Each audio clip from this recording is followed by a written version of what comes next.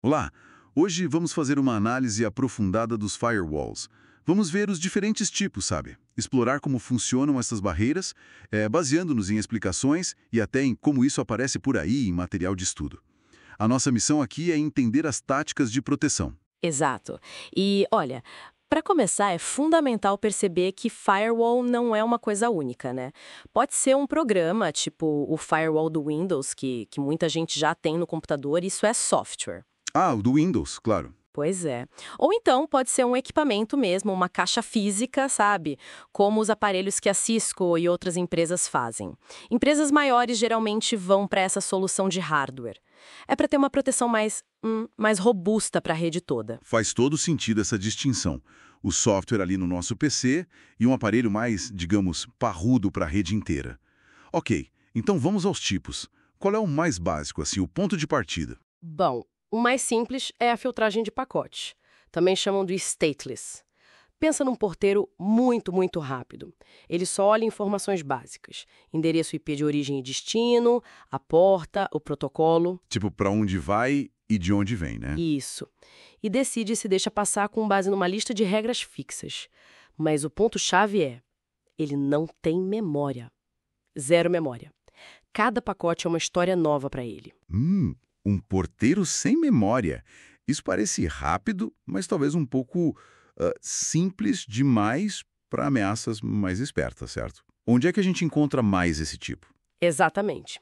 A simplicidade da velocidade, mas fica menos seguro contra ataques que dependem de manipular uma sequência, uma conversa. É bem comum em roteadores domésticos, aqueles mais básicos, sabe? Onde talvez o desempenho importe mais e o risco percebido seja outro. Ok, percebi. Rápido, mas sem contexto. Então, como é que os firewalls evoluíram para ter essa tal memória e entender melhor o que está acontecendo?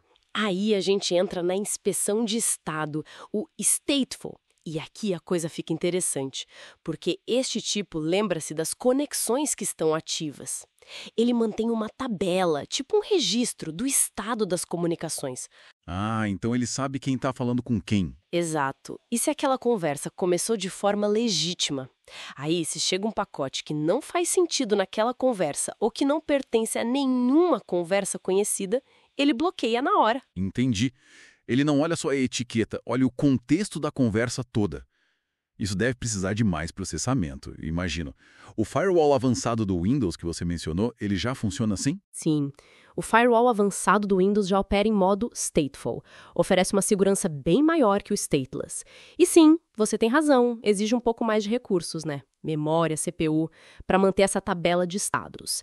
Mas olha, o ganho em segurança costuma compensar bastante. Entendido. Agora, e se eu precisar controlar não só as conexões, mas o que as pessoas fazem dentro delas?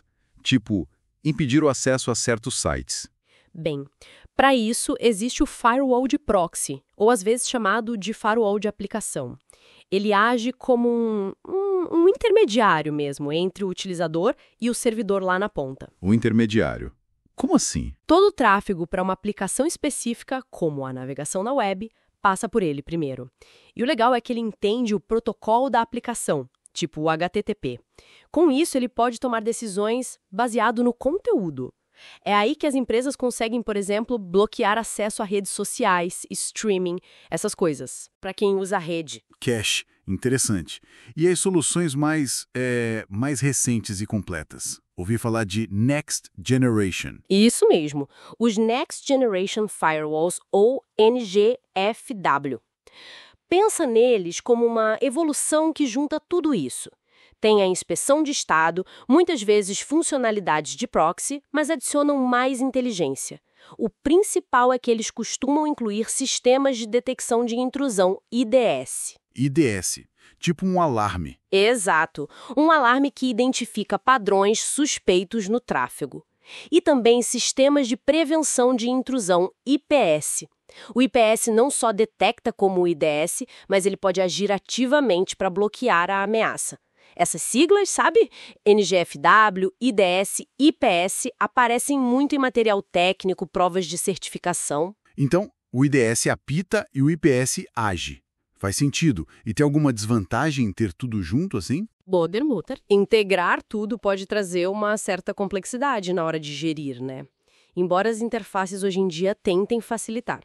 E falando em integração, existe também o UTM, Unified Threat Management. UTM. O que é isso? É tipo um pacote tudo em um aparelho só que junta várias funções. Firewall, IDS IPS, antivírus para rede, VPN, filtro de conteúdo web. A ideia é simplificar a vida, principalmente para pequenas e médias empresas. Uma solução única para várias necessidades de segurança. Uma espécie de canivete suíço da segurança de rede, então. Interessante essa troca. Gestão mais simples, mas talvez tudo numa caixa só. Ok, então, resumindo, a função principal de todos eles, desde o porteiro sem memória até esse super segurança equipado, é ser a tal barreira protetora, ou como uma fonte disse, o segurança de boate. Exatamente essa ideia. O coração da função é filtrar o tráfego, tanto que entra quanto que sai. Tudo baseado em regras que a gente define, as chamadas políticas de segurança. Deixar passar o que é autorizado e bloquear o que é suspeito ou proibido. E olha, a chave para qualquer firewall funcionar bem é configurar essas regras direitinho e mantê-las atualizadas. Uma configuração errada pode inutilizar até o firewall mais caro e avançado. Certo. Recapitulando, então.